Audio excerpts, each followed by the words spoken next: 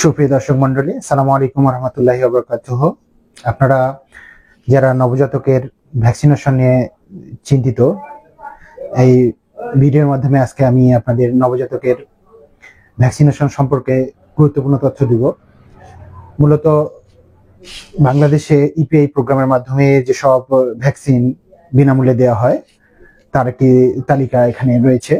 আমি ধারাবাহিকভাবে বলবো আসলে কোন ভ্যাকসিনেশন বা কোন টিকা আপনারা কখন দিয়ে থাকবেন। এখানে মূলত প্রথমেই জন্মের পরেই আমরা বিসিজি টিকা দিয়ে থাকি, যেটা বাচ্চার জন্মের পরেই দেওয়া যায়। এরপর ওপিভি, ওরাল পোলিও ভ্যাকসিন, এটা 3টা ডোজ হয় সাধারণত, একটা 6 সপ্তাহ, 10 সপ্তাহ এবং 14 সপ্তাহ। এরপর একটা পেন্টাভ্যালিন টিকা দেওয়া হয়। এই টিকাটা মূলত 6 সপ্তাহ, 10 সপ্তাহ এবং 14 সপ্তাহ দিয়ে থাকি।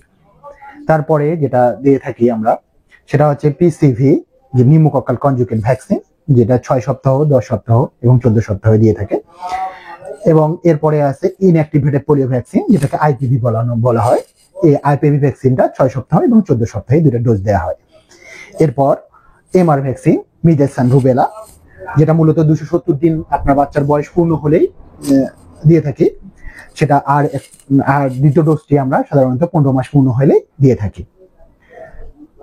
সুপ্রিয় দর্শক মন্ডলী, যদি এই ভিডিওর মাধ্যমে আপনারা একটু উপকৃত হয়ে থাকেন তাহলে আমার চ্যানেলটিকে সাবস্ক্রাইব করবেন এবং বেল আইকনটি বাজিয়ে দেবেন, যাতে এরপরে এরকম রিলেটেড সব ভিডিও, গুরুত্বপূর্ণ ভিডিওগুলো আপনারা সহজেই পেয়ে থাকবেন।